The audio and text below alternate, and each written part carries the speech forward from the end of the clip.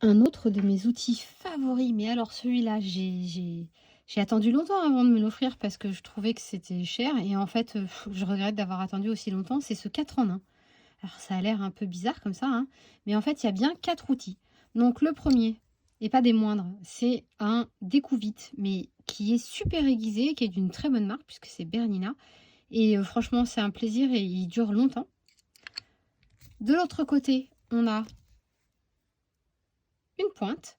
Cette pointe, elle paye pas de mine, mais elle est très très très pratique si ça veut bien faire le point dessus. Voilà, pour pousser des tissus qui veulent pas forcément bien avancer sous votre aiguille, sans y mettre les doigts et sans risquer de se poinçonner un doigt avec votre aiguille dans la machine. Et ensuite, on a le troisième outil, c'est celui-ci. Pour aplatir des marges de couture, je vous montre dans 2 petites secondes comment ça fonctionne. Voilà. Et le dernier, non des moindres, pardon, hop, quand on le laisse fermer, c'est celui-ci. Et ça, pour retourner des coins, pour bien piquer des points, quand on retourne une poche, par exemple, c'est hyper pratique parce que ça permet de bien faire ressortir les coins, bien carrés, bien précis. Et après, on les aplatit avec ça, puis un petit coup de fer portable de voyage, et on est parfait. Donc, un exemple concret. Là, j'ai cousu ce qui sera un compartiment pour carte de crédit dans un portefeuille.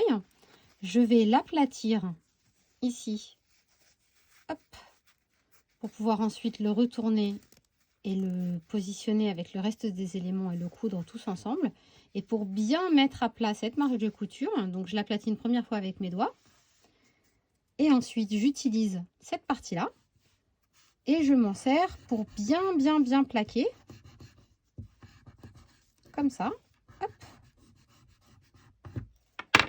Et ma marge de couture est super bien plate. Alors là, c'est une toile un peu épaisse.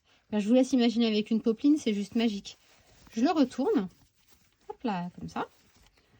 Je le mets dans le quart bas, comme le demande le patron. Je vais mettre un petit coup de fer. Ou de presse, parce que je préfère la presse en l'occurrence. Mais j'ai aussi un fer à vapeur et un petit tapis en laine feutrée que je vous montrerai aussi. Et hop, j'ai ma petite poche à carte bleue.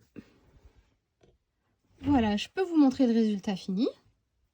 Vous voyez que ça me fait des marges de couture parfaitement plates. Hop.